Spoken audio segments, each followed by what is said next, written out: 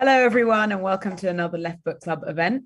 Tonight, we'll be discussing our book of the month for February, Bread and Roses, Gender and Class Under Capitalism. We're excited to have some really inspiring guests from far and wide, all under one virtual roof tonight, or this morning, or today, wherever you're watching. My name is Elif, and I work on the Left Book Club's political education program. The Left Book Club is a subscription book club and not-for-profit initiative. We publish collectible editions of radical books, which are uniquely available to members and posted out each month. We seek to foster a spirit of collective learning and political education. We aim to create spaces and avenues where people can learn from each other and discuss radical ideas that inform actions and practical steps, with the goal of supporting the struggles fighting for us all. The Left Book Club events over the last year and a half or so have featured some phenomenal guests. Feel free to check out the video library on the YouTube that you're watching this tonight for discussions engaging with a wide range of radical thought. And tonight, don't forget to ask your questions on the YouTube live stream chat, and we'll make sure that our guests try and get to as many as possible. If you would like to become a member of the Left Book Club, please visit leftbookclub.com and click Become a Member. And don't forget to follow us on Twitter, Instagram, and Facebook. This has never actually happened before, but if the stream does go choppy, just stay with us and we'll make sure to continue running as soon as possible. So tonight we have the author of Bread and Roses, Andrea D'Atri. We have Camille Barbagallo and Alessandra Mizadri. Sorry, I probably butchered that. And they'll be discussing perspectives to dismantle capitalist patriarchy and develop a radical socialist feminism that fights for the emancipation of women and all of humankind. It's also important for us that this is happening the week of International Women's Day. So I'm sure some of the perspectives from this year and previous years will come up as well. So a little bit about our guests. Andrea Diatri is the author of Bread and Roses, Gender and Class Under Capitalism. She is the founder of the Argentinian women's organization, Bread and Roses, one of the largest socialist women's organizations in the world. She is also a psychologist and specialist in women's studies. Camille Barbaguello is a feminist activist and organizer with the Women's Strike Assembly and currently works as a senior strategist shifting global finance out of fossil fuels. She was previously the coordinator of COP26 Coalition that mobilized over a quarter of a million to take to the streets in November 2021 to demand climate justice. Her research engages specifically with Marxist feminist theories of social reproduction, and she examines the value of social reproduction, what it costs, and who pays the bill. Alessandra Mizadri is a feminist political economist based at SOAS, London, where she is a senior lecturer in development studies.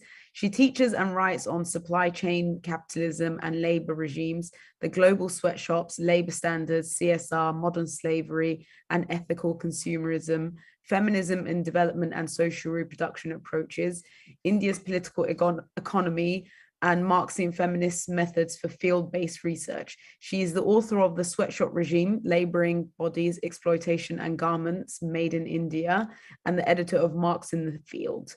So we're all very excited that we have these guests with us tonight. But first of all, over to you, Andrea.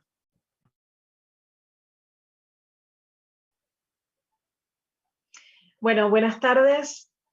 Yo quisiera comenzar agradeciendo a las amigas y amigos del Left Book Club por este evento en el que además me permiten conocer y dialogar con Alessandra Mizadri y Camille Barbagallo. Okay, I'm going to be translating Andrea, and she's saying, I would like to begin by thanking the friends of the Left Book Club for this event, and also for giving me the opportunity to get to know and to have a discussion with Alessandra Mizadri and Camille Barbagallo. Siempre es agradable verse las caras con aquellas a quienes leemos en distintas partes del mundo, ¿no? Y también quiero agradecer a Nathaniel y a la editorial Pluto que tradujeron y editaron Pan y Rosas en inglés. So it's always a very pleasant experience to get to be able to see people's faces, the people whose materials we're reading, the people from different parts of the world. And I'd also like to thank Nathaniel, that's me, and the Pluto Press, who translated and published the book Pan y Rosas, Bread and Roses in English. Pan y Rosas es un libro viejo. Las primeras ideas fueron garabateadas a principios de siglo.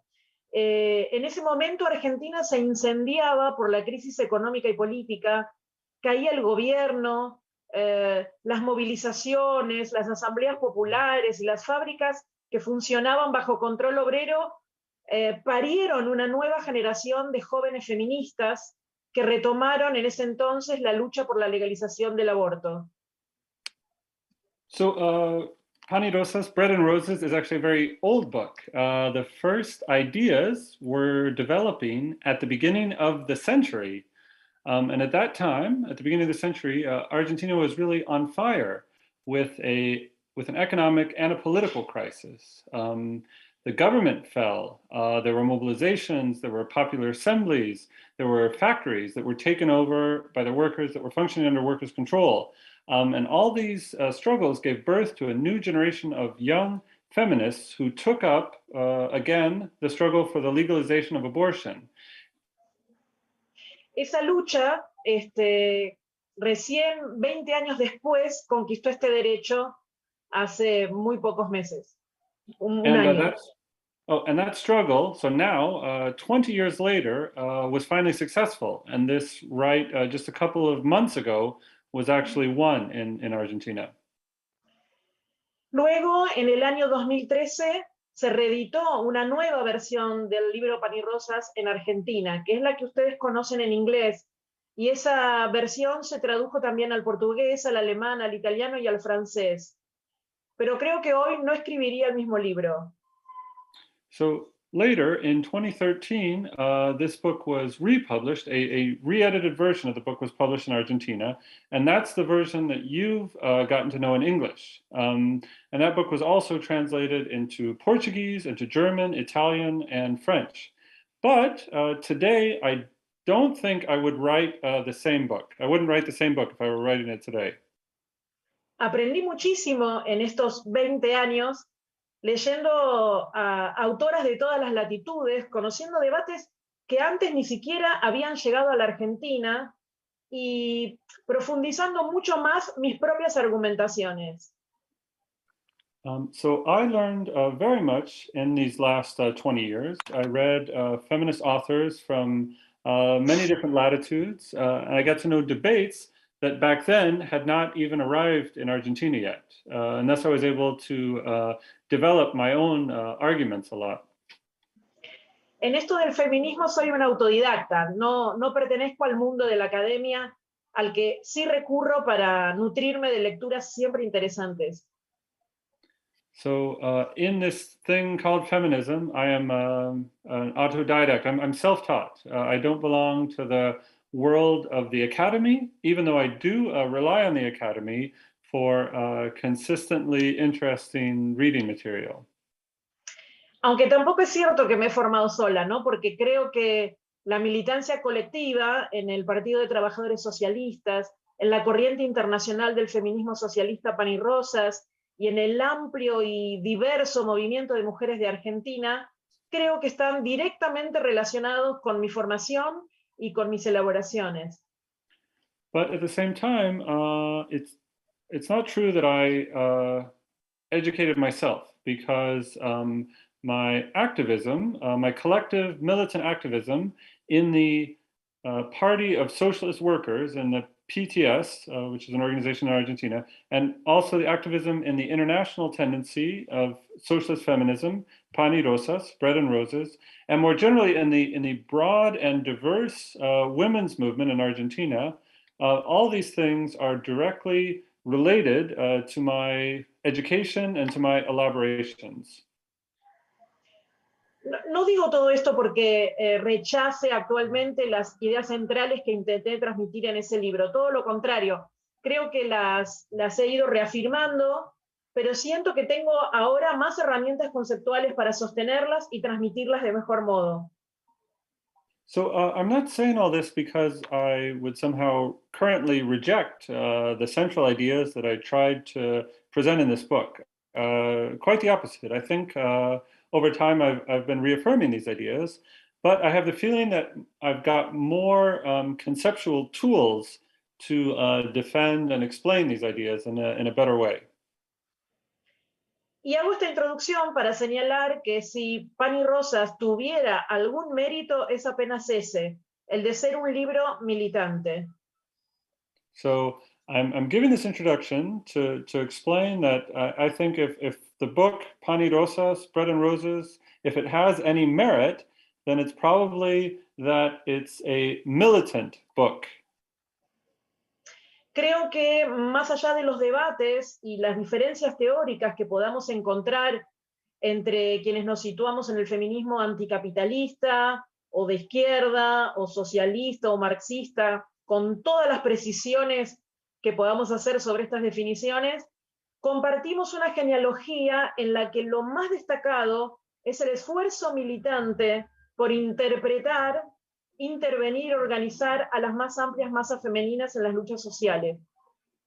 Okay, so I think even beyond the debates and the theoretical differences that we can find among people who identify with anti-capitalist feminism or left-wing feminism or socialist feminism or Marxist feminism, and then all of these definitions, you know, they require precisions and discussion, but all of these, all of us together, we share a political genealogy where the most important thing is the militant effort to interpret, to intervene, to organize the broadest masses of women in social struggles. 105 años de que las obreras textiles rusas decidieran conmemorar el Día Internacional de las Mujeres a propuesta de una dirigente socialista alemana, con una huelga en la que, entre otras cosas, reclamaban pan y paz, las mujeres volvimos a las calles en varias ciudades del mundo el martes pasado. So it's been 105 years since women textile workers in Russia decided to celebrate International Women's Day, which had been a proposal of a German women socialist leader. And they celebrated that day with a strike in which, among other things, they demanded bread and peace. And just last Tuesday, women returned to the streets in many different cities around the world. Lo hicimos reclamando contra el hambre también y diciendo no a la guerra en Ucrania, fuera las tropas rusas, fuera la OTAN de Europa del Este y no al rearme imperialista.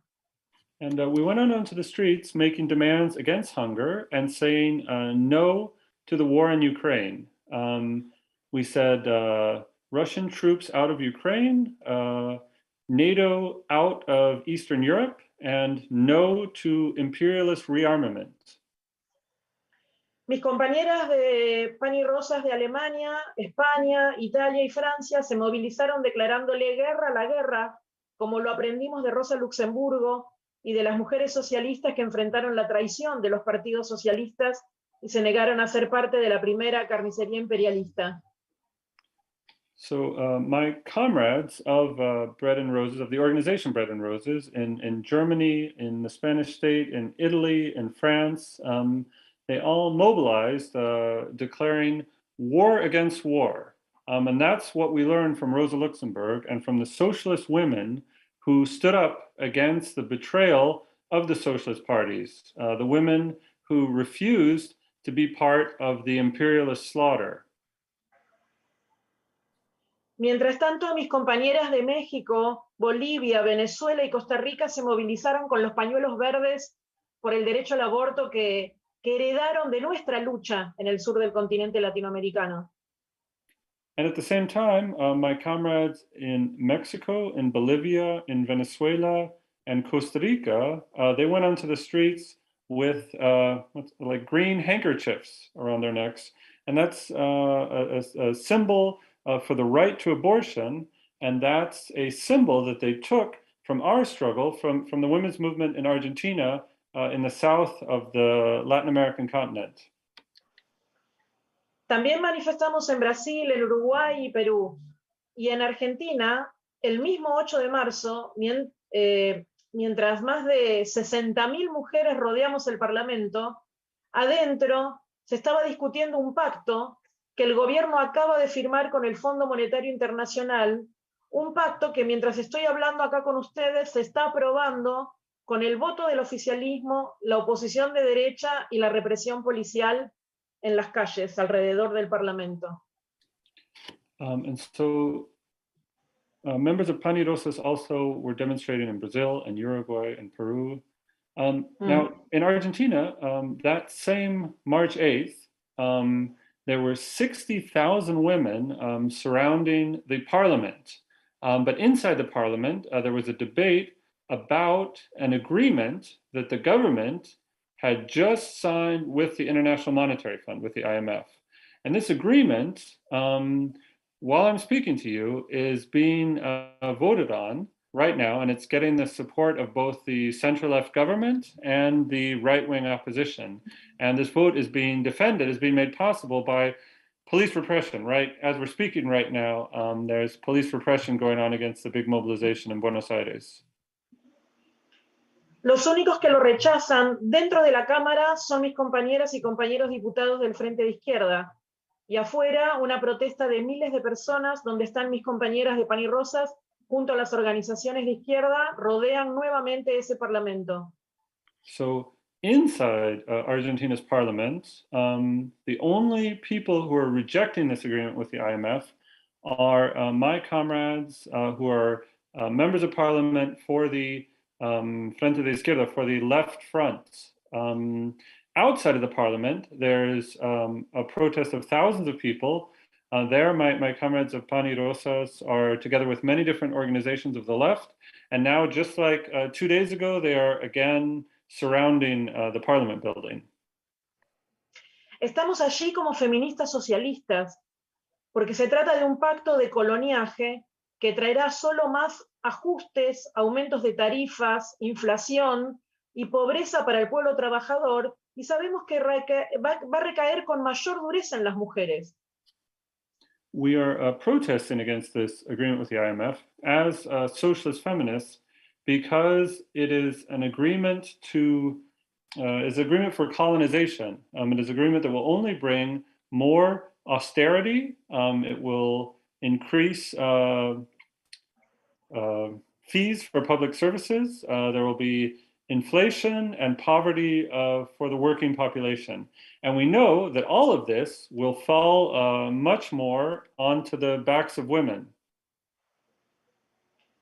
Estoy convencida de que nuestros artículos, nuestros libros, nuestras conferencias feministas socialistas deben servir para develar de qué manera particular el imperialismo, las guerras, la explotación capitalista y la depredación de la naturaleza recaen sobre las espaldas de las mujeres. So I'm convinced that our feminism, our articles, our books, our Marxist feminist conferences, they should all serve to understand the particular way in which imperialism, in which wars, in which capitalist exploitation, in which the destruction of nature, all of that falls onto the backs of women. Deben servir para que esas conclusiones nos impulsen a organizar un poderoso movimiento de mujeres en lucha por sus derechos y contra toda esa barbarie. And our feminism should serve to our feminism should serve to help us organize a powerful women's movement that struggles for our rights and against all of this barbarism. Los pequeños granitos de arena que aportemos en esa dirección nos gratifican y nos recuerdan que con nuestras elaboraciones teóricas, nuestra militancia cotidiana, nuestros esfuerzos organizativos, asumimos la responsabilidad de cargar sobre nuestras espaldas una minúscula partícula del destino de la humanidad.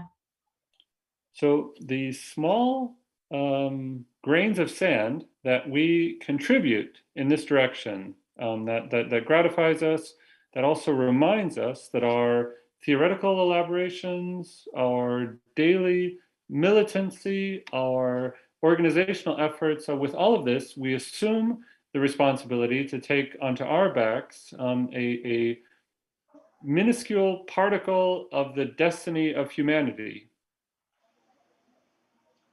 Luego podemos intercambiar sobre innumerables temas del feminismo marxista, del género, la clase, pero quería empezar por aquí porque estamos viviendo momentos trascendentales con esta guerra, especialmente en el corazón de Europa.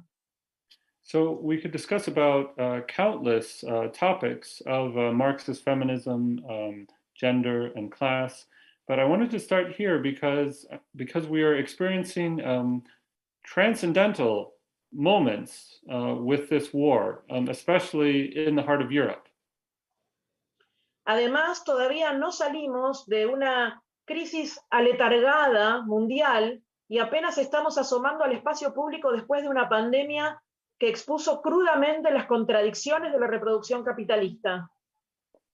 Besides that, we still haven't gotten out of an exhausting worldwide crisis, and only recently have we been returning to public space after a pandemic that really brutally expressed the contradictions of capitalist reproduction.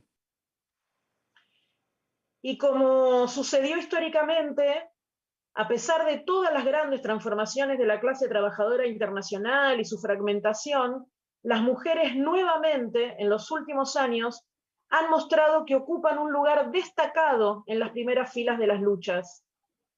And so, as has been the case throughout history, despite all the major transformations of the international working class and its fragmentation, in recent years, women have again shown that they have an important place in the very front lines of the struggles.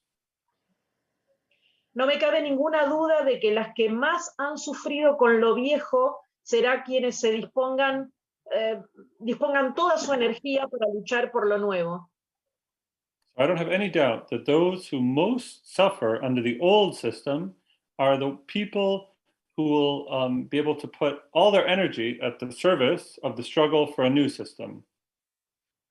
Ojalá nuestros feminismos socialistas, nuestras elaboraciones teóricas, nuestros intensos debates, nuestros libros y nuestra militancia sean herramientas de utilidad para esos futuros combates.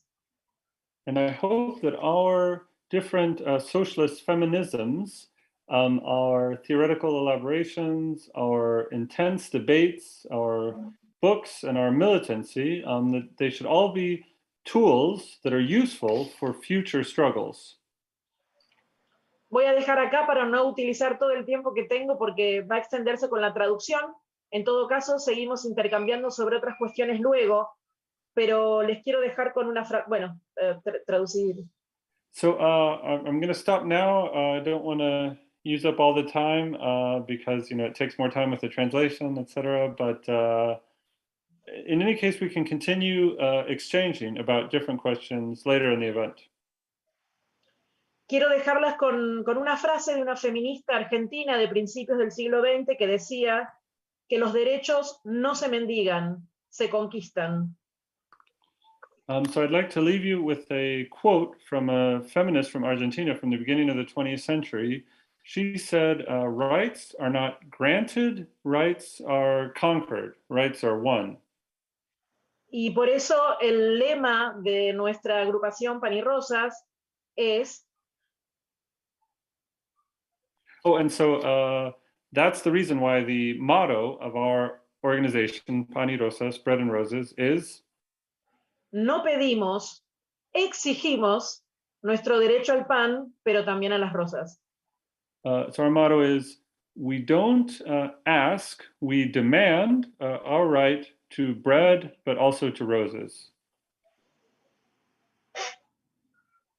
Gracias. Thank you. Thank you very much for that, Andrea. Thank you very much to Nathaniel for translating.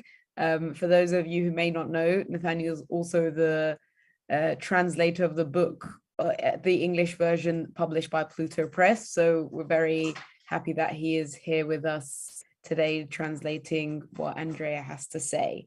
And also, I just want to express our solidarity with all those resisting this IMF deal currently. Yeah, thank you very much. And over to you, Alessandra.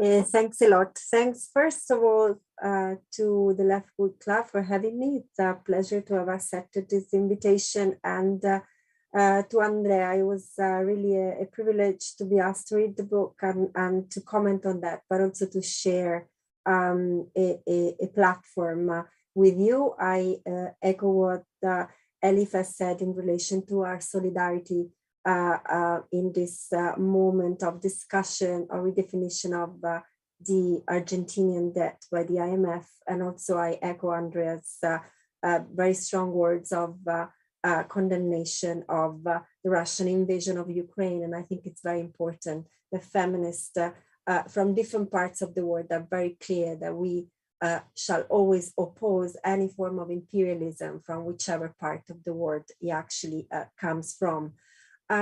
So I would just start to say, I guess, a few words on the book, because I actually enjoy the book very much in relation to themes in particular that have been close to my heart.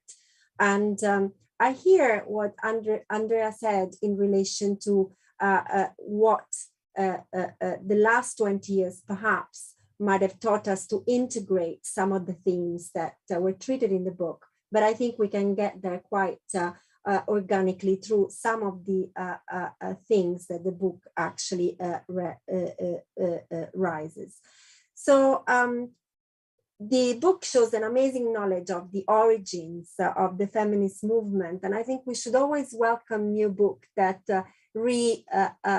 teach the story of the working class movement from a she perspective, that centered key women that were central to the really evolution of working class politics. And I think this book sets itself in this sort of very important task. And we learn through eras, through the imageries of, well, very known figures, I would say, which signal the most progressive move of the feminist movement. And we just, it's a very historically massive historical span. So moving from Mary Wollstonecraft to Flora Tristan to Alexandra Kollontai. What struck me through these discourses, however, is really the emergence of the political subject, which is in the background, if you want, but it seems to me is really the engine of class struggles, which is particularly close to my heart, and is women textile workers. And you will see this throughout the book in already in 1857, in New York City, when women workers went on strike against a 12 hours working day. We see that again in the representation of the shirtwaist factory fire in 1911, which signaled the worst disaster until then in the history of industrial capitalism, which implied the destruction of women's bodies.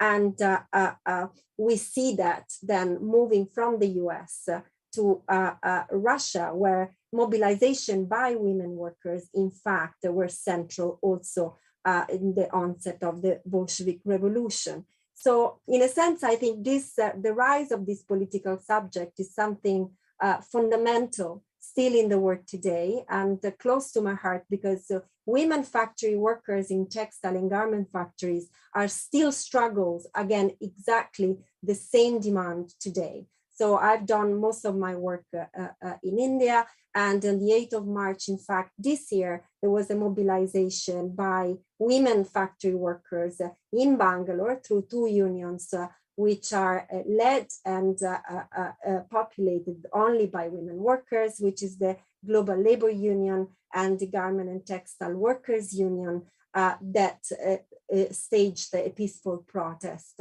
to demand increases in wages and actually fighting against the wage theft that happened to them as a result of COVID-induced lockdown and cancellation, mass cancellation of orders by global buyers this year. So these women are still at the forefront of making revolutionary history for women workers worldwide. Colleagues like Punai in China are mapping how the labor movement is massively led by women workers in these same sectors where exploitation remains in productive employment really terribly harsh. So while this is a history of where we came from as a women movement, we have to acknowledge that in many parts of the world, this is still the reality of so many women workers. They're still waging this fight. And I think so this book, in a sense, resonates much more with the contemporary than we might think. Relatedly, I think what I find also interesting in the book as a second trope is the ways in which all this extraordinary mobilization waged by women then somehow were undermined throughout history by sort of conservatism that also was firmly present in trade unions. And actually, this again is something that we still see women fighting today. For India, that is the country that I just am more familiar with, that I consider myself to be a co-traveler in when it comes to mapping struggles. The Self-Employed Women Association, which is one of the most worldwide known women workers union, actually was born out of a split of the Textile Workers Federation in 1976, exactly because women's concerns were not represented. So in a sense, I think this is to me interesting to reconstruct these linkages between the yesterday and the today. Not, of course, just to recognize the possibility of patriarchy infiltrating in the union, we know that, but also in a sense to sort of accept what I think is where, however, the limits of framing feminist revolutionary action to the confined spaces of productivism or productive work. So in a sense, I think only by forging solidarities that actually spun out of the space of work as intended, only by focusing on productive employment, we can sort of instead find and forge new solidarities that might lead us to sort of escalate our struggles for dignity, equality, and really so the unfinished feminist revolution in action well beyond factories and classic places of work. So in a sense, it is in the reconstruction of these linkages, which I also saw Andrea's word leading towards, that I think we find ourselves in the present moment. And I think, of course, what we're learning from the comrades in Argentina is indeed very inspiring. And I do have, in fact, specific questions for Andrea based on the sort of Argentinian experience and what she feels she has, she can share with us about what she learned in the struggle itself that can sort of illuminate perhaps others in their own political practice. So I don't know if I have to ask the question now or I keep them for myself for later. Perfect. So I'll just stop here and yes, thank you.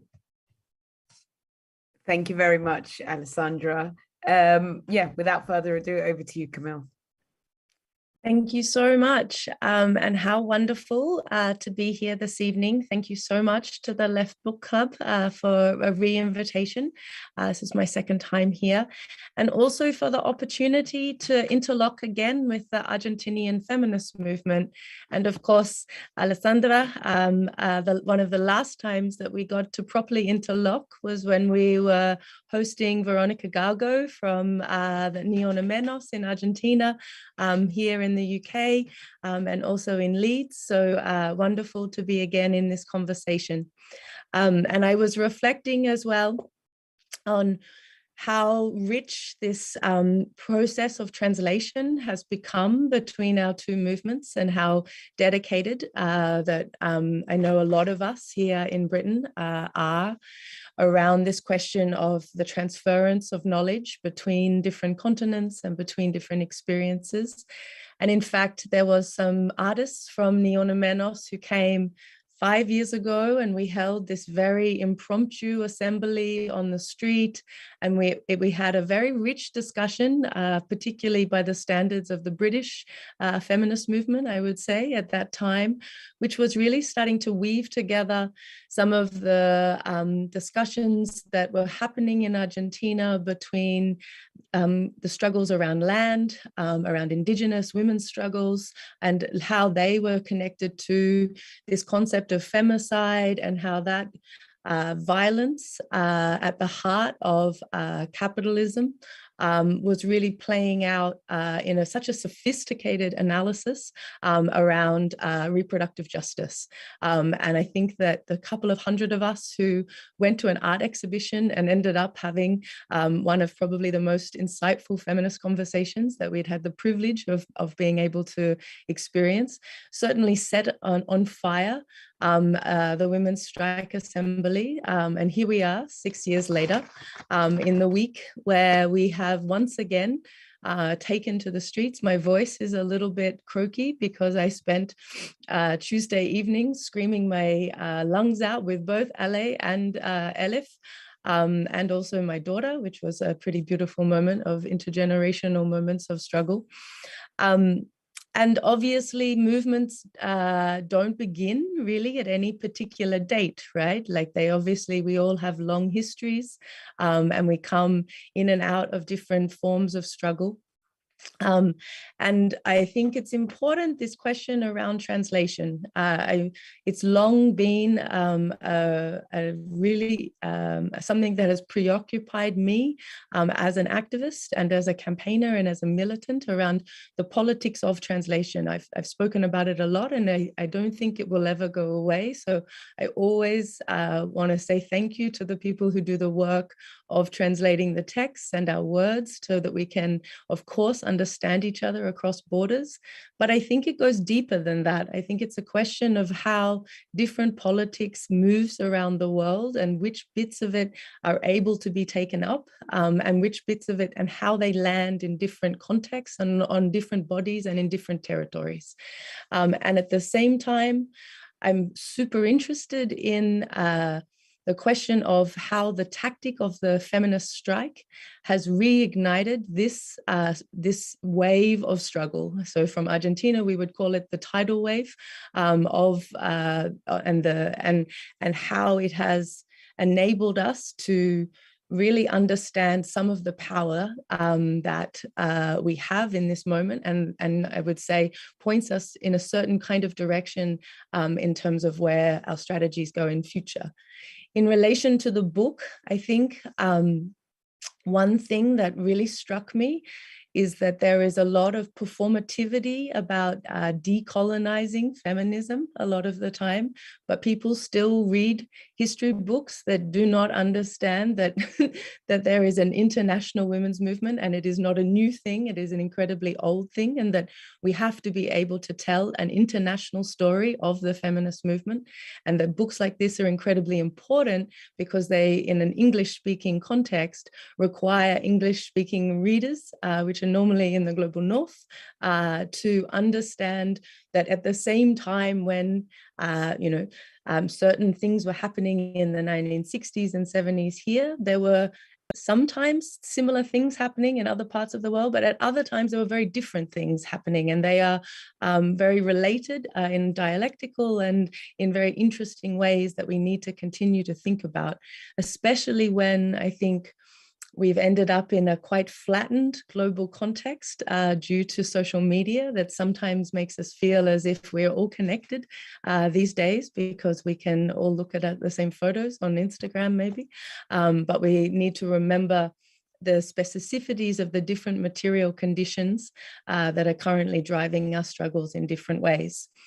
And I think there is also something to be thought through in terms of, I made a post talking about social media. I made a post this morning about when I saw the photos from the Argentinian manifestation on March the 8th, with this huge square full of hundreds of thousands of women and queers and feminists, and it feels always like the feminist movement in Argentina is like your cool older sister who's really overachieving and just completely and utterly that you just, are never ever going to be able to succeed in the way that they are. But what a fantastic person to have in your family, right? In terms of the contribution that they are making.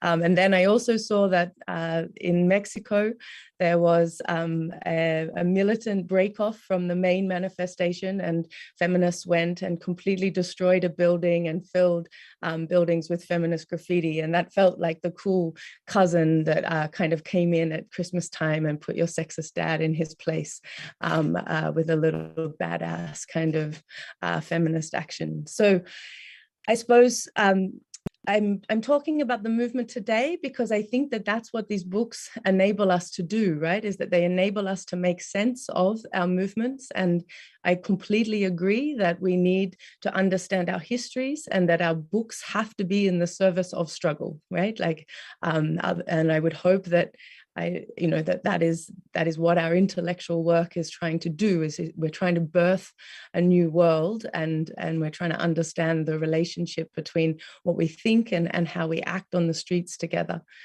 I suppose I think it's important to recognize some of the divisions that are really at play within our movement, and in many ways we could talk about them at a theoretical level, but I think in some ways it's more interesting, I think, to think about some of the fault lines that have developed, and often it feels like that fault line is only in British feminist politics, and that is one of a really exclusionary form of feminist politics that tries to exclude trans women and sex workers, and for a long time it's felt like that has really been our burden. It's really been something that has really held us back.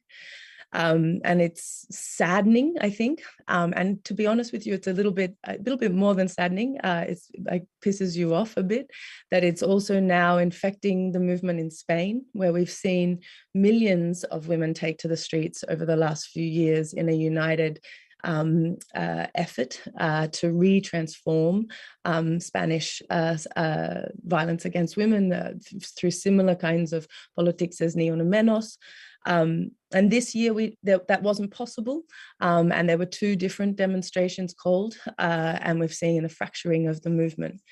The reason I bring this up is because there are very few things that I think that the British feminist movement and women's strike are able to contribute. And one of them has been a 5-year investment in the unionization of sex workers. And the unionization of sex workers has led to what we saw on the streets on Tuesday night, which was hundreds and hundreds and hundreds of militant, organized, politicized sex workers who are able to articulate their struggle, and also able to articulate it in relation to a whole variety of other struggles. Kurdish women's struggle, we have a very active, won't be surprised to know, a very active Latin American community here who keep alive a huge amount of the strike. And I really think it's the politics of social reproduction and really understanding the role that reproduction has played in women's exploitation that has really enabled us to think through the politics of sex in a way that has got us out of some of the dead ends from the 1960s and the 1970s. And I think that is a really important part of getting through this moment, because we have to get through it. We cannot have the divisions, and we just can't have people being excluded from the feminist movement. It's a really red line. And so in that way, yeah, I also have a number of different questions and ideas, and my 10 minutes is up because I timed myself. So I'll bring my comments to the end, but it's a real honor and pleasure to be here. Thank you. Back to you, Alice. Thank you very much for that, Camille. It was incredibly articulate and concise. So thank you very much for that. I mean, there's so much to say. I have so much to say, but I'm not going to use my power as chair immediately. But I know Alessandra mentioned that you have some questions. So why don't you go ahead and ask those, and then I think Nathaniel will be able to relay them to Andrea or whoever else is. Yes, Elif, thanks a lot. One, I think, follows through also from some of Camille's considerations, really greatly articulated.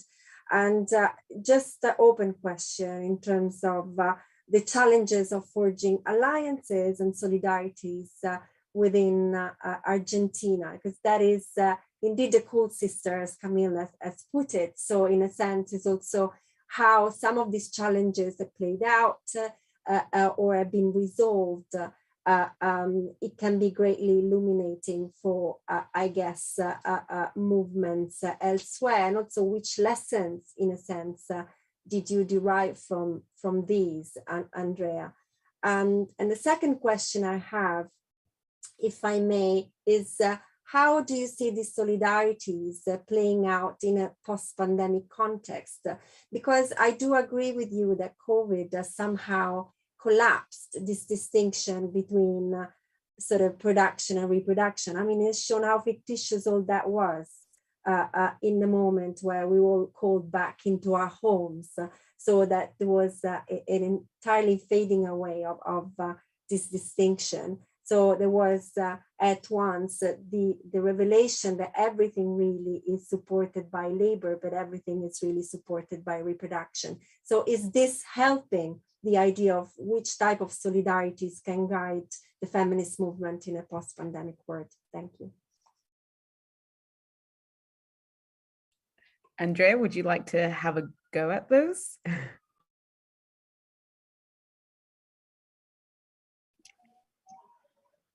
Bueno, gracias por las intervenciones, y creo que el problema de desarrollar estas preguntas es que necesitaríamos como un seminario de 3-4 días con Alessandra, con Camille, nos quedamos así conversando para poder desarrollar todo esto que plantearon, ¿no? So thank you so much for those interventions. I think the problem with these questions, and kind of to really develop answers, we would need like a seminar of 3 or 4 days where we could sit down with Alessandra, with Camille, and really discuss these things in depth. Yo creo que hay una cuestión previo a poder referirme a esto que planteaba últimamente Alessandra, que quisiera plantear, que es que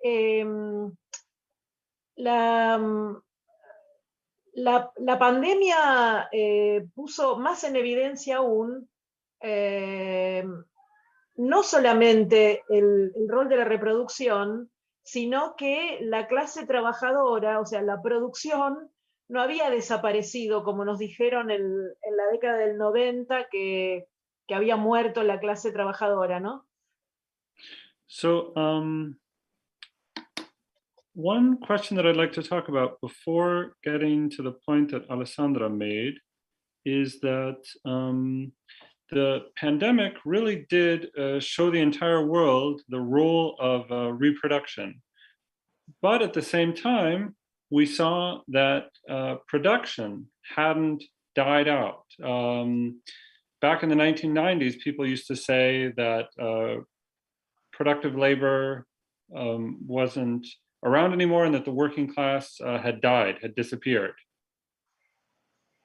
Los asalariados constituyen, por el propio ataque del neoliberalismo, los asalariados constituyen por primera vez en la historia la mayoría de la población mundial y la población urbana supera la rural, porque además el neoliberalismo incluyó en el mercado mundial a millones de trabajadoras y trabajadores asalariados de la India y de China y de Rusia, ¿no? De los países que dependían antes de la ex Unión Soviética.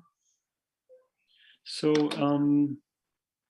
wage workers, people who work for a salary, due to the attack of neoliberalism, now make up the majority of people on the planet. For the first time in history, wage workers make up the majority, and also the urban population is larger than the rural population. And again, due to this offensive of neoliberalism, the world market has integrated millions and millions of new wage workers in India, in China, in Russia, in countries that used to be dependent on the former Soviet Union.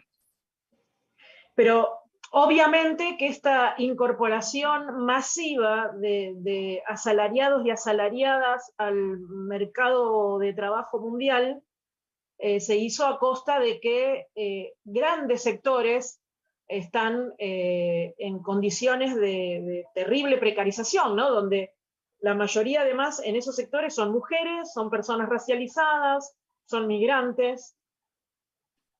So this incorporation of hundreds of millions of salaried workers into the global labor market has come at the cost of the fact that very large sectors of the working class today are subject to terribly precarious conditions. And most of the people suffering from these precarious conditions are women or are people who suffer the effects of racism or other forms of oppression. Digo que la pandemia puso también muy en evidencia esto, no solamente el problema del trabajo de reproducción, sino también la producción y los servicios, porque yo pasé los primeros meses de pandemia en Europa, estaba viviendo en España y era la noticia que aterrorizaba a toda Europa, era que no había una sola fábrica de barbijos, de mascarillas en toda Europa, porque venían solamente de China. En las últimas décadas los barbijos solamente se fabricaban en China y por lo tanto no daban abasto para llegar a cubrir la demanda que había en ese momento a nivel mundial. So, oh, that was pretty long, sorry. But the pandemic showed everyone that that not only reproductive work, but also the work of production and services was really central to society. I spent the first months of the pandemic in Europe, in Spain, and the information that really terrified the population of Europe was the fact that there was not a single factory producing masks anywhere in Europe. That all this mass production had moved to China, and so none of the manufacturers had stock to cover the need for masks when the pandemic hit. De alguna manera la pandemia volvió a poner en escena que la clase trabajadora en sus distintos sectores de logística, de servicios, de producción industrial, en todos los sectores ocupa lo que llamamos posiciones estratégicas, sigue ocupando posiciones estratégicas. Hemos visto cómo las mujeres fueron las que estaban en la posición estratégica al frente de la primera línea, digamos, durante los primeros meses de la pandemia, por ejemplo. So the pandemic showed everyone that the working class, in all of its very diverse forms, in the logistics sector, in the service sector, also in industrial production, that this working class not only continues to exist, but occupies what we refer to as strategic positions. And also that women occupy these kind of strategic positions, which we saw at the beginning of the pandemic, how women workers were making up, what was called like the front line, or the front line of fighting against the pandemic. Pero las posiciones estratégicas, digamos, o sea, el lugar objetivo que ocupa la clase trabajadora no es suficiente para pensarla como sujeto de la transformación social. But the strategic position of the working class, or you could say like the objective role that the working class plays in capitalism, is not enough to define it as a subject of social transformation. El neoliberalismo amplió cuantitativamente las relaciones asalariadas, pero al mismo tiempo provocó uno de los ataques o la crisis más grande de subjetividad de las organizaciones de la clase trabajadora que haya tenido en su historia. So neoliberalism expanded the ranks of the working class in a qualitative sense, but at the same time, neoliberalism provoked a crisis of subjectivity, the biggest crisis of subjectivity that the working class has ever experienced in its history. Entonces, creo que en esa contradicción es donde tenemos que pensar la situación actual de las masas trabajadoras y de los grandes sectores explotados, también de los sectores explotados y oprimidos por fuera de las relaciones asalariadas. Hay una clase trabajadora que tiene un potencial objetivo mayor que en tiempos anteriores, pero con una crisis de sus organizaciones políticas, sindicales, etcétera, que impiden que ese potencial se ponga en acto. Andrea, que sea un poco más corto en futuro. This is the contradiction that we have to consider when we look at the current situation. When we think about the situation of the working masses and also all exploited sectors, including sectors that are exploited outside of the traditional forms of wage labor. The working class today has a greater potential objective force than it ever before had in its history, but at the same time, it's trapped in a crisis of its organizations, trade unions, political parties, and this crisis is preventing the working class from deploying this potential power. Por eso, esa hegemonía de la clase trabajadora no viene dada automáticamente con la superioridad cuantitativa. So when we aim for working class hegemony, this hegemony is not something that is created automatically by the quantitative growth of the working class. Sino, como dijo Alessandra y como dijo Camille, debe articularse, debe construirse esa hegemonía. As Alessandra and as Camille said, hegemony needs to be articulated, it needs to be constructed.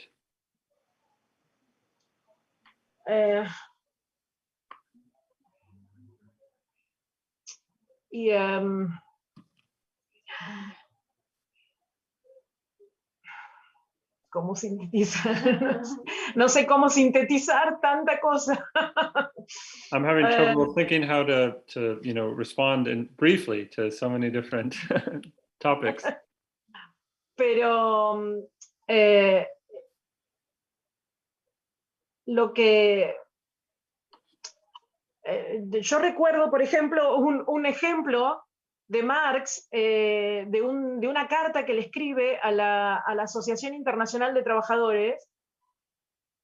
I remember, as an example, a letter that Marx wrote to the International Workers Association. Que por otra parte, que demuestra que esta cuestión de la diversidad y la fragmentación de la clase trabajadora no es una novedad de nuestra época solamente.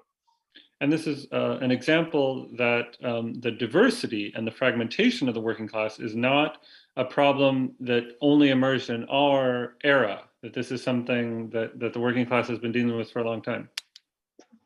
Donde habla de la enemistad entre los obreros inmigrantes irlandeses y los obreros inmigrantes británicos en Estados Unidos. Oh, where Marx is talking about the hostility between Irish immigrant workers and British workers. Y él dice entonces que el proletariado británico tiene que levantar la lucha, las demandas de la autodeterminación para Irlanda, para poder sí ganarse la simpatía del proletariado irlandés y unidos luchar por su emancipación social como clase. So Marx said that the British proletariat had to take up as its own the demands of Irish workers for self-determination of Ireland, and that this was the way to win the sympathy of Irish workers and for the two working classes to be able to unite and to fight together for social emancipation.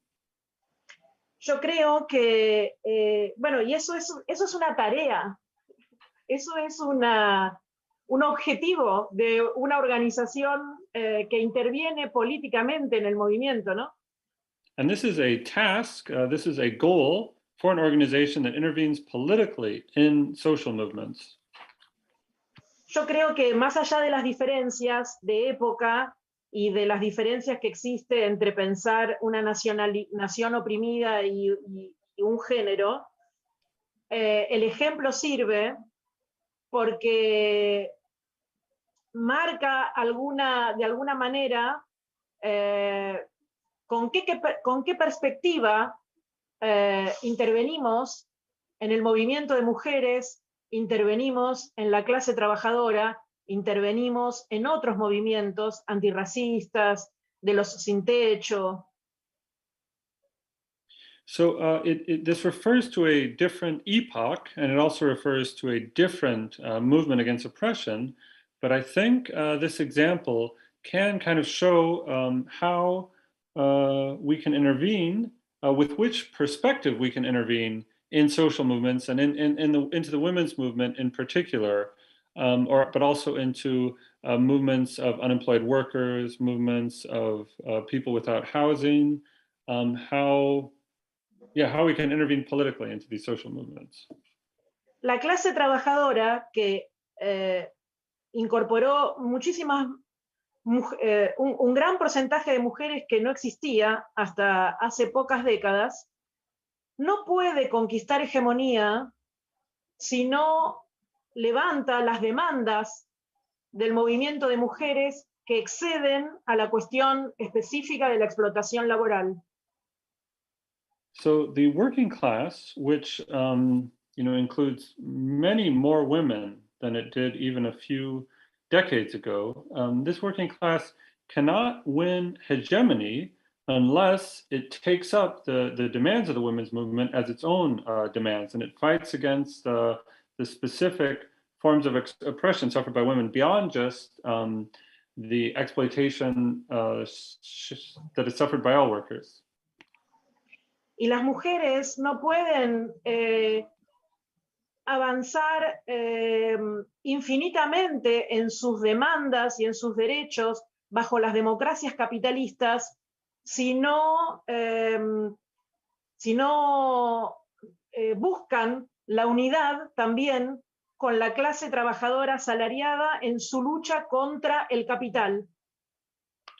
So, and the women's movement cannot continue to advance in its rights and its gains infinitely if it remains under a regime of capitalist democracy. And to overcome capitalist democracy, the women's movement needs to fight for unity with the wage working class in a struggle against capitalism.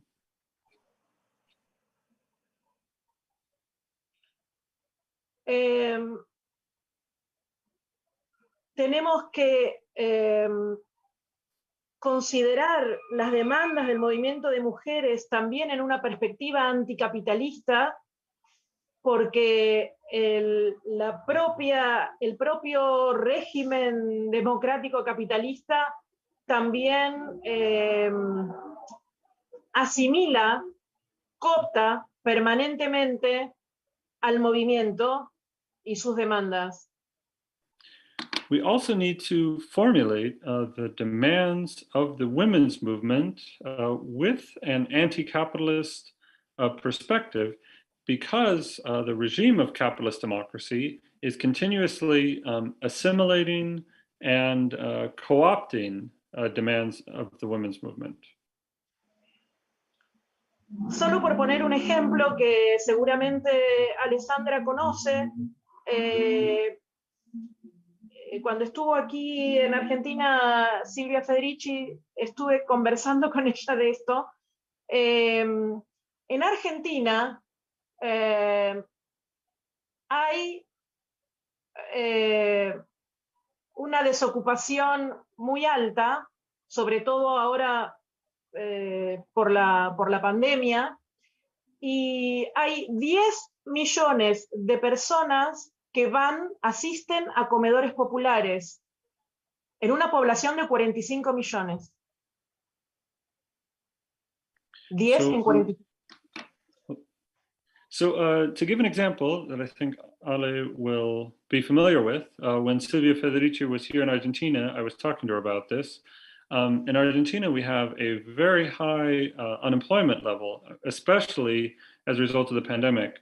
So at the moment, we have 10 million people who are going to, the term here is like popular kitchens, but I think like soup kitchens, like places where poor people can get food. So we have 10 million people relying on these food services out of a total population of 45 million. Por esa situación, todos los gobiernos, los últimos gobiernos, incluso el gobierno de derecha de Mauricio Macri, optaron por aumentar los programas de transferencia monetaria que surgieron con la crisis de 2001. Los mantuvieron todos estos 20 años. Los programas de transferencia monetaria, Black, son los planes, los subsidios a las personas pobres. So all the recent governments in Argentina, the current center-left government, but also the previous government, which was very right-wing, all of them decided to increase funding for financial transfers for social programs like this. Y esta... social programs and financial transfers that were created in the framework after the crisis of 2001. All these social programs, all recent governments have maintained them for the last 20 years. Y esto no, aunque parezca un reconocimiento del trabajo de cuidado, porque además estos planes están destinados a las mujeres que son madres y tienen la obligación como contraprestación de vacunar a sus hijos, garantizar su escolaridad, es decir, cumplir con su rol de madres. So, and even though these kind of social plans would seem to be a recognition of the care work that is performed by women, a lot of these social plans, they're called, a lot of these social plans are directed at women, for example, who are mothers, and then these social plans are connected to a requirement that mothers get their children vaccinated, for example, or make sure they always send them to school. de manera tal que esta, entre comillas, renta básica universal, pero hecha desde arriba, hecha desde el gobierno, desde el Estado, termina siendo un salario que está por debajo de la canasta básica, porque el capitalismo necesita compatibilizar esta situación de pobreza con, al mismo tiempo, la explotación asalariada de la fuerza de trabajo en condiciones cada vez más degradadas. Por eso el subsidio es por debajo de la canasta básica y los salarios también son bajos. So we have, these plans represent, you can almost say, like in quote marks, kind of a universal basic income, but it's a universal basic income that comes from above, from the government, from the state. And this ends up being a kind of a wage, but one, a wage that is below the cost of maintaining a family. It's significantly below a living wage of the cost of supporting a family. And so capitalism is kind of looking for a way to make compatible the management of this extreme poverty with the exploitation of wage labor. And so you have kind of a mixture of a subsidy, which is below what people need to survive, and that's combined with working conditions that are extremely precarious and degrading. Esto se aprovecha además para provocar mayores divisiones y prejuicios entre trabajadoras y trabajadores ocupados y trabajadores de su hogar, madres de familia o desocupadas. So these measures, the government is actually kind of using them in order to provoke more divisions and more prejudices between employed workers and unemployed workers, or for example, to create prejudices against single working mothers. Actualmente el Fondo Monetario este plan que están votando en este momento incluye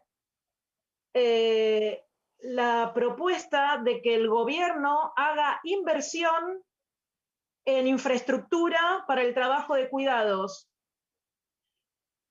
So right at this moment, the International Monetary Fund is demanding, and this is the agreement that's being voted on and being protested against right this very minute in Buenos Aires. But the IMF is proposing that there needs to be government investment in the infrastructure of care work.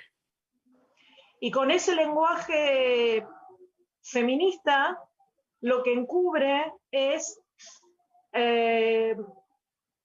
la creación de instituciones para el cuidado con trabajadoras que van a tener trabajo y salario precarios para que haya más mujeres disponibles para el mercado del trabajo asalariado.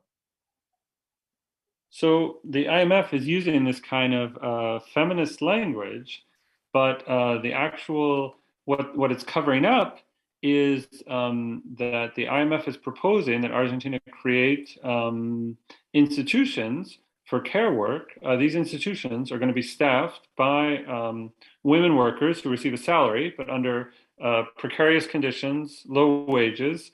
And this institutionalized care work is intended to make more women workers available to the labor market. Por eso es todo muy complejo como para poder resumirlo en una sola, en unos momentos, en unos minutos. So this is very complicated. I'm sorry, it's difficult to kind of sum this up in just a couple of minutes. Pero sí creo que es necesario, en primer lugar, romper con la idea que que impuso el estalinismo, de que el marxismo es una teoría que habla de la clase trabajadora solamente como el proletariado masculino industrial. I do think it's important to emphasize the importance of breaking this idea that was kind of implanted by Stalinism, that when Marxism talks about the working class, it was only ever referring to, you know, the male white industrial working class, and that was actually not the case with Marxism before Stalinism. Y también desterrar la idea de que las cuestiones identitarias son ajenas al marxismo clásico. And it's a misunderstanding to think that ideas, the concepts of identity were ever outside of Marxism, were not included in Marxism. El problema es que hay que abordar un nudo que es el que muchos quisieran evitar, que es el problema de la crisis de subjetividad de la clase trabajadora, antes que el de su desaparición o el de su relativa importancia en la sociedad actual. So the core of the problem is the crisis of subjectivity of the working class, which is like the actual problem, not, you know, its supposed disappearance of the working class or something like that. Por eso, como militante, y ya no como autora del libro, pero como militante, nosotras desarrollamos una corriente de mujeres trabajadoras, amas de casa, estudiantes, mujeres de distintos sectores que peleamos de manera unida en los sindicatos contra las burocracias sindicales que desprecian a las mujeres y a sus demandas, y en los movimientos feministas para que sectores de ese movimiento de mujeres amplio, como hay en Argentina, se unan a la lucha de la clase trabajadora. Es una lucha a dos bandas, digamos. So that's why I, as a militant, as an activist, and not just as the author of this book, that's why I participated in this process of building up a women's, a socialist feminist organization that brings together women factory workers, together with housewives, and together with students, and that we fight together against bureaucracies, against the bureaucracies in the union that avoid and disrespect the basic demands of women. But at the same time, we carry on a struggle in the women's movement in order for women to unite themselves with the struggles of the working class. And so it's kind of a two-pronged struggle there. Y Andrea dice que tenemos que terminar ya. Okay, Andrea's done. Thank you very much for that, Andrea. I mean, as you said as well, and as I'm sure both Alessandra and Camille agree, we could have a seminar for days and days, maybe even weeks, discussing all the areas that need to be explored. But sadly, with this event, we have to start wrapping up. But I do want to ask if both Alessandra and Camille have some closing remarks. If you do, do you have, a note, a call, a feeling that you would like to end on, and then we can wrap up. Alessandra? Yes, thank you. I see many of the points that are raised by Andrea, but I have to say that I still think that there's the only one thing that the pandemic has shown us is smashing hierarchies of work. And I think the smashing of these hierarchies of work will be necessary, actually, to is central to smashing the patriarchy. So it has shown that there is a way to sort of center both productive labor and reproductive labor together. And also in policy terms, I'm far less scared about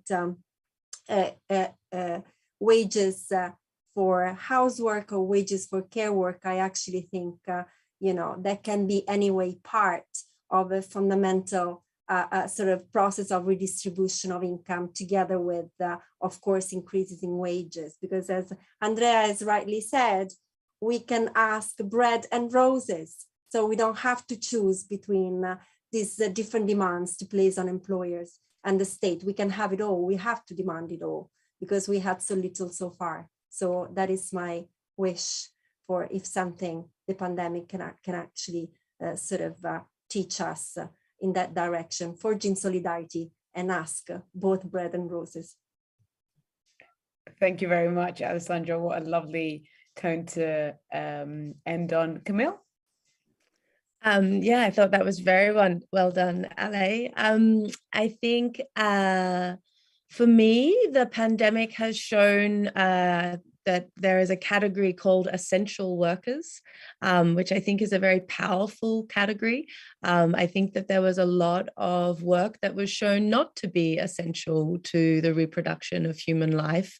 And I think essential workers, what's interesting about that is that we were shown to be both unwaged and waged, and that essential workers exist beyond across the two spheres of production and reproduction. So I think it's actually and that I think that you're completely right that there's been a reconfiguration of the working class in many different ways through the pandemic.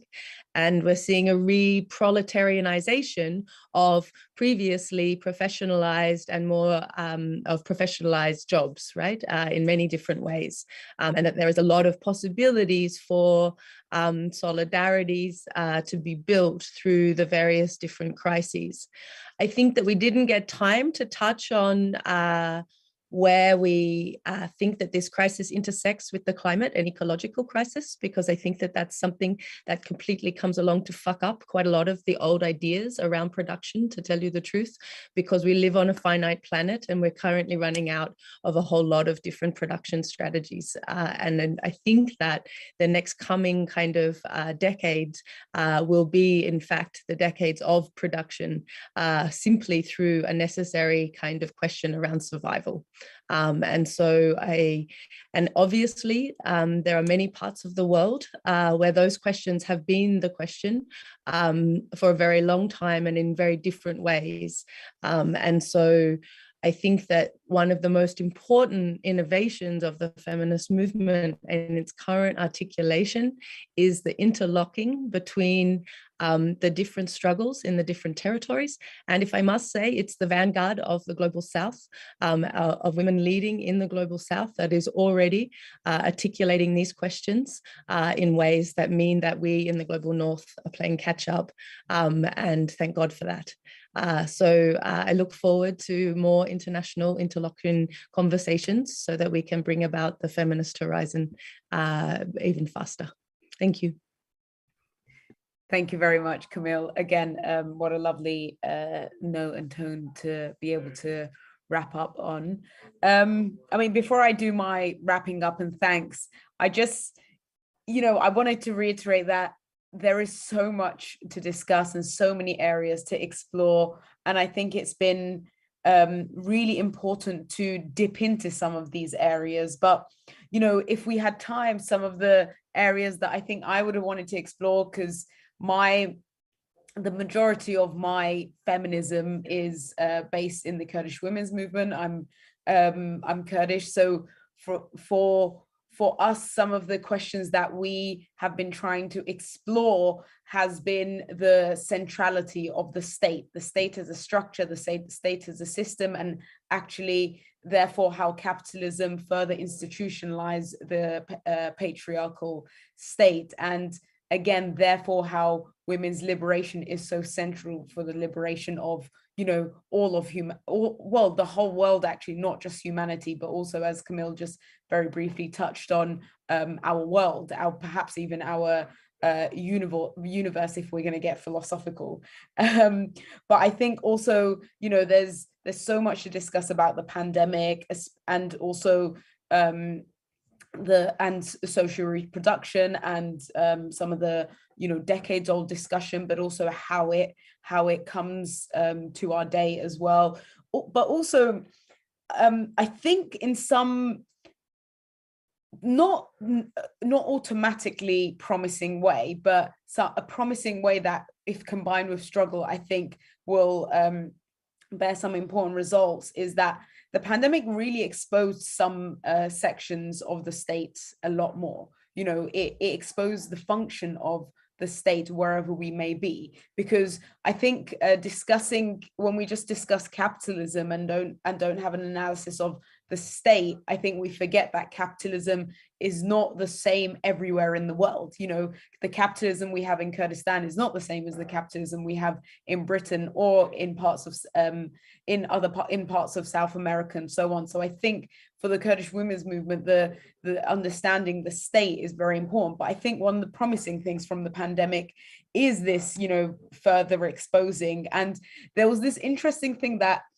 I mean, for some reason it's gone away, and I wish we had time to maybe even explore it here, but kind of the mid stages of the pandemic, there was this discussion around the new normal, and somehow it's gone away. I don't know exactly why, but you know, everyone was talking about the new normal. What is the new normal going to be? Clearly we can't go back to what it was, and it somewhat has been subsided, I think, because people are trying to understand what the world opening up means again. But I think that it would be a very important intervention to not lose. And also, just one final thought, I think Alessandra did talk about foraging alliances and solidarities in Argentina, but I think what would have been important to explore would have been also the difference between being international and internationalist. You know, there's a lot of work we do that is international, as in, you know, there's kind of like the equivalent of skill shares, I suppose, on like a bit more of a larger scale. But the internationalism that we probably need for the victory that is absolutely necessary is the internationalism that understands that our success or our victory is completely intertwined. One, because we are inhabiting this finite earth, but also because the system cannot be fully transformed unless it has to deal with blows in many parts of the world. So yeah, I think just to end on, as we said on Tuesday at the Women's Strike demonstration, I mean, we want to live, but we also want more. We don't just want to live. So we want the bread and the roses, I guess, would be the equivalent of that.